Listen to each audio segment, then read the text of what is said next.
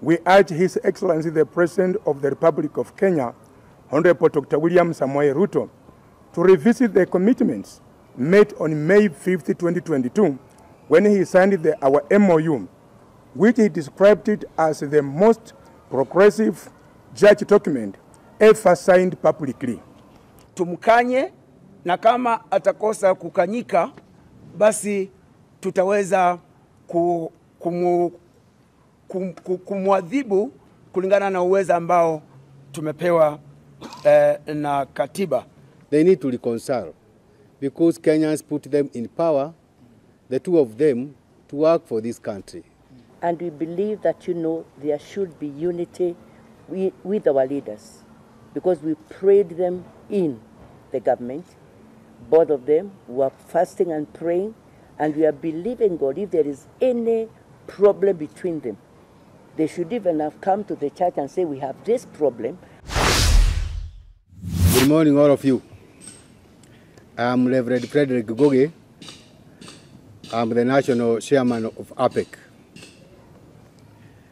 Here we are represented by all our county chairs from 47 counties. And just to make an introduction of what is APEC, allow me to read.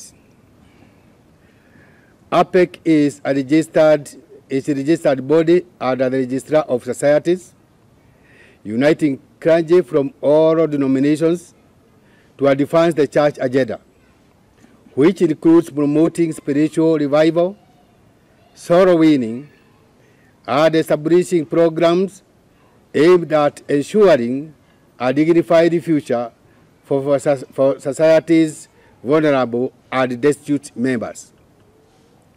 The association brings together clergy from pastors' fellowships and colleges of bishops from across the country, making it the most inclusive clergy body in Kenya.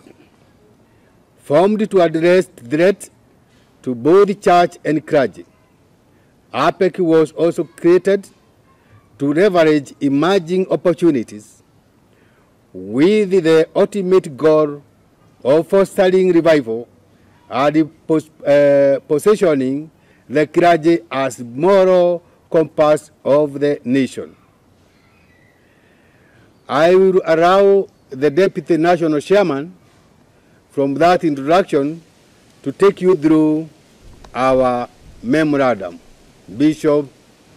When I chair, I'm the Deputy National Chairman of APEC, and I'm also the National Director in charge of Region of Coast.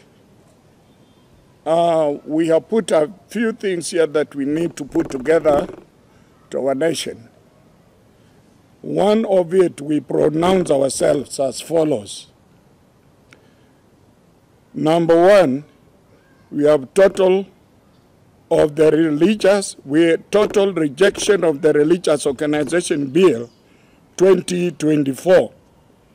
We categorically reject the Religious Organization Bill 2024 currently before the Senate and demand its immediate withdrawal. This bill is not only retrogressive and punitive, but also infringes on the constitutional separation of the church and state, as outlined in Article 8 of the Constitution of Kenya 2010. It further violates the freedom of worship, enshrined in Article 32, by introducing arbitrary changes to the way religious and belief are expressed through worship, practice, teaching, observance, contrary to both biblical principles and the Constitution. We reject the bill in it entirely. Number two, dangerous provision of the bill. The bill seeks to regulate religious practice by imposing excessive fines up to 5 million shillings and prison terms of up to 3 years for religious leaders who violate its subjective provisions. Article 3A states the bill objective is to regulate the formation and administration of religious organizations, effectively stripping powers from religious bodies. Article 5.2 demands secular qualifications for the registrar, while Article 6A and B grant the registrar unchecked authority to revoke registrations and inspect premises. This provision threatens to cripple the church, and it opened the doors to extortion and corruption by a rocky or overzealous registrar, infringing on the constitutional right for freedom of worship.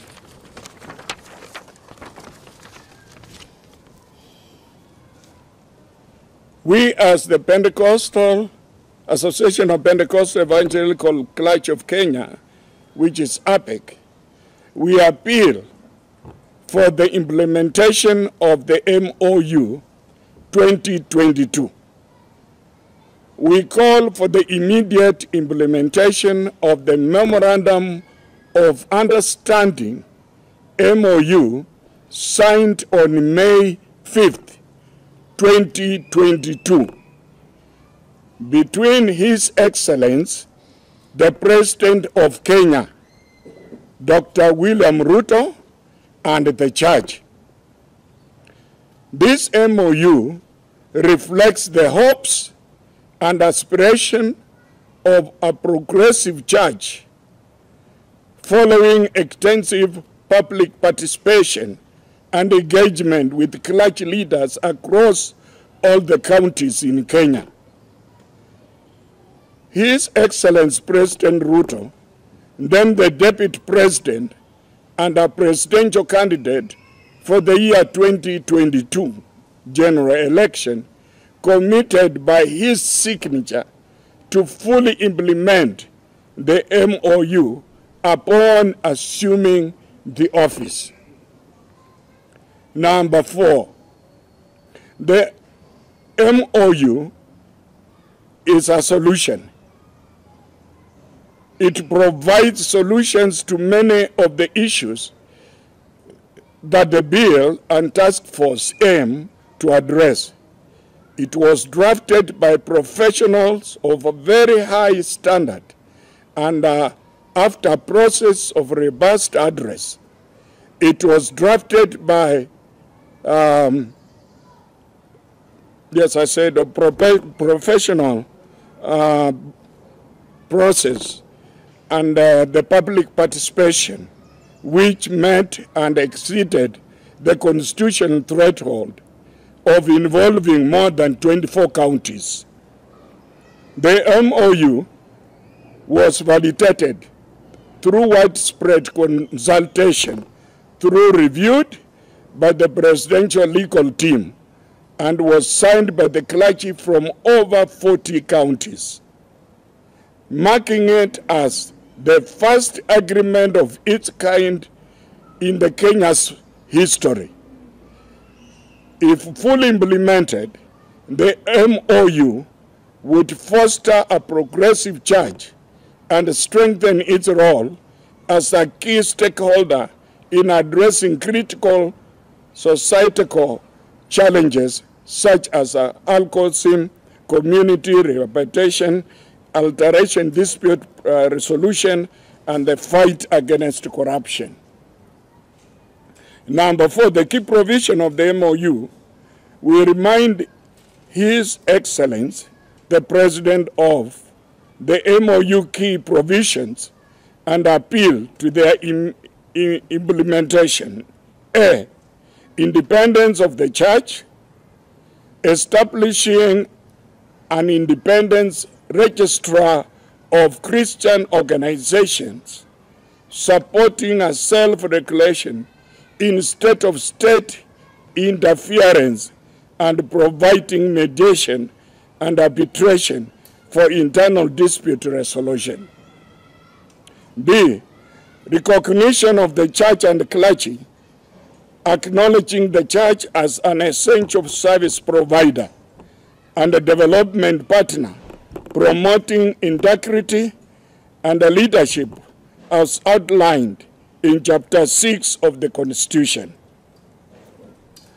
Fairness in resource sharing, especially rehabilitation centers, recognizing churches and clergy as official mediators, and creating a Christian legal office to draft bills for the National Assembly. D, tax exemptions and waivers, supporting the church charity work through tax exemptions and waivers on essential items, and promoting strong family values by waiving marriage fees. The government in supporting for clergy, empowering the clergy community leaders, and strengthening governance structures within the church, positioning it as a driver of social transformation.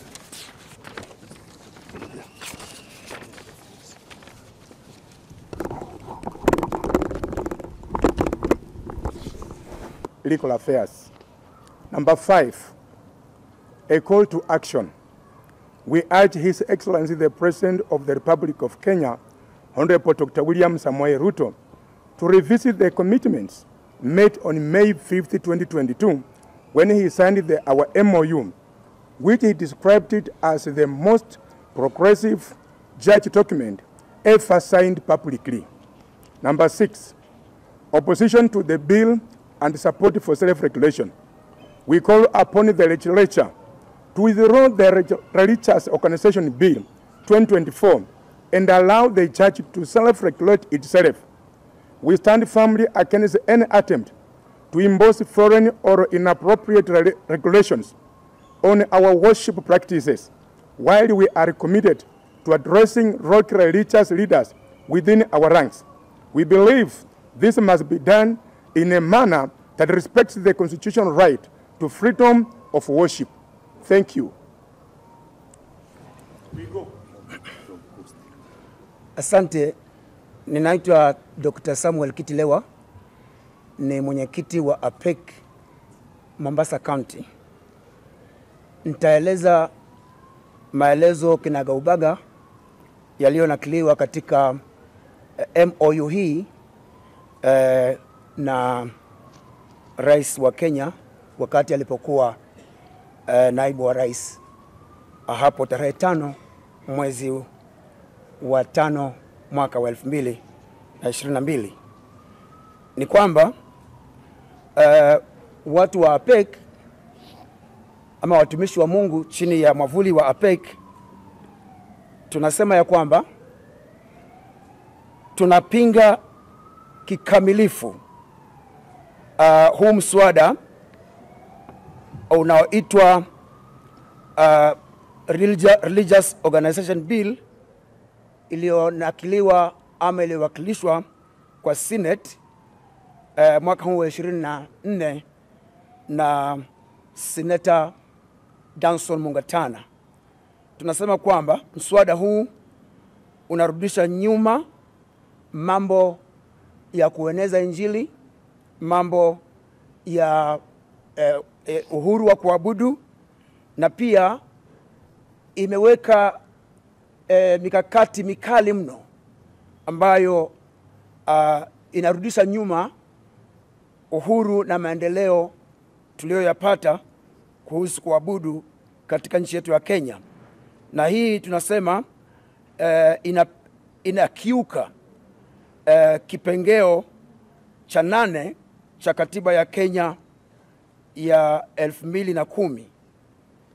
Pia tunasema kwamba hii inakiuka uhuru wa kuabudu kama ilivyonakiliwa katika kipengele cha 32 cha katiba yetu ya Kenya, ambayo inahusu uhuru wa kuabudu, kufanya ibada, kufundisha na kuweza kuangalia maadili yaliyonakiliwa katika Biblia.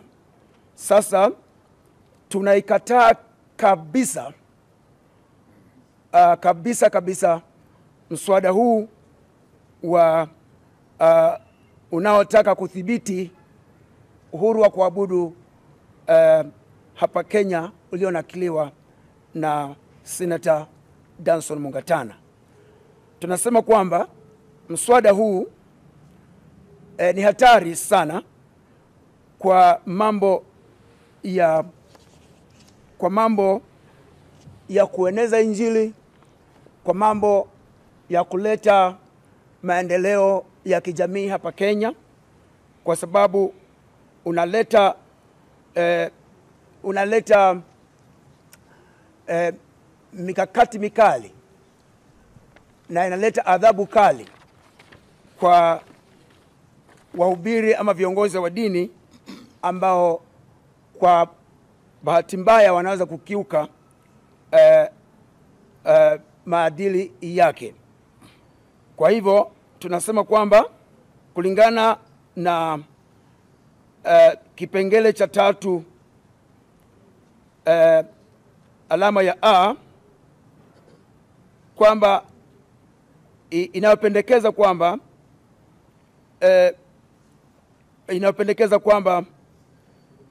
kuwe na kudhibiti dini ama uongozi wa dini. Tunasema kwamba sisi tunapendekeza kwamba tuweze kupata katibu mkuu ama registrar atakayekuwa anashughulikia mambo ya kusajili dini na mambo ya kuendesha dini hapa nchini, haswa dini za nyanja za Kikristo. Tunasema ya kwamba ikiwa hivyo tutaweza kujidhibiti sisi wenyewe, na pia kama kutakuwa na mmoja wetu ambaye amekosa kuwa na nidhamu njema, tuko na wahubiri waliokomaa, tuko na mikakati ambayo itamfanya mtu huyo tumkanye, na kama atakosa kukanyika, basi tutaweza kumwadhibu kulingana na uwezo ambao tumepewa na katiba. Asante sana. Hii ni signature ya rais. Ya kwanza ni ya rais mwenyewe. Ya pili. Yes. The president is the most crucial, then the rest we will read from there. Absolutely. Yes. Thank you very much. Ya unasiona. No, I'm just showing you. It's good to be aware of what we are saying. From 47 counties. All right. Consider. Counties. We have also video attached to it. We have video clips also. Upon request from the media, Yeah. yes, they will be sent by Madam Jerian. Now, any questions to them?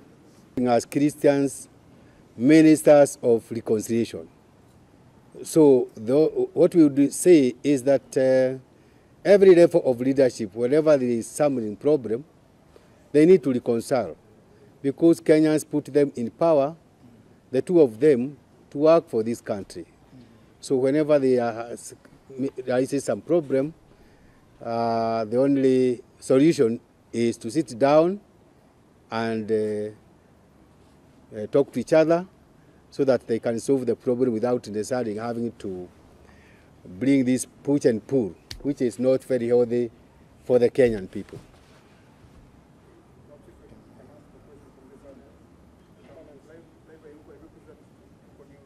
The question is on this bill at the Senate. Did you put any input in towards the development? Power. And we believe that, there should be unity with our leaders, because we prayed them in the government. Both of them were fasting and praying, and we are believing God, if there is any problem between them, they should even have come to the church and say, we have this problem, and we pray for them, because we believe in unity. And that is our motto as servants of God. And also we believe in forgiveness. Forgiveness as brothers in the Lord. If one person does a mistake to you, it's good to go back with him and tell him this is wrong. And if your brother now can accept, and then you come together and you forgive each other, it will be good, because it is actually for the nation of Kenya. We don't want to have a problem after 2 years. We have so much problems, and yet we were doing a lot of developments for our country. We believe that our president will consider what we are saying here. Let us unite this nation.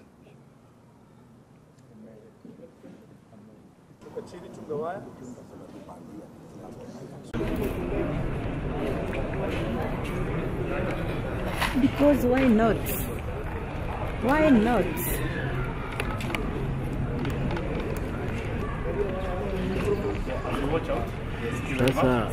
Ikebole yako ni fupi ama ni mambo gani haya? Ngoja kwanza confirm to you.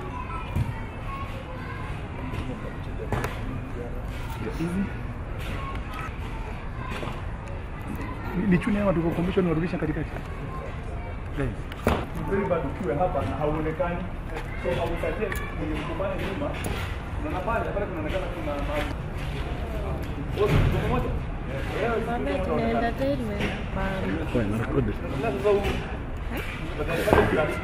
Kana?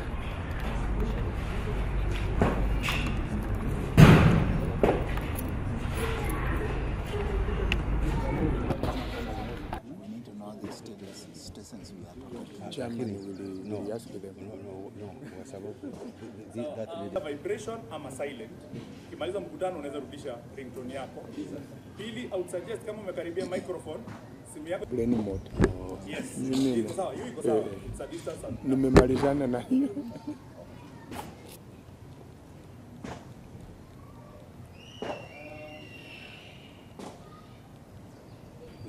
Hata kuna video ambayo tutarudia mbele. Hapa kuna mchezo. Hii kitu tulikubaliana. Yes. Mimi nikiwa na mimi najua hata nikitaka vikombe 10 nitaipata.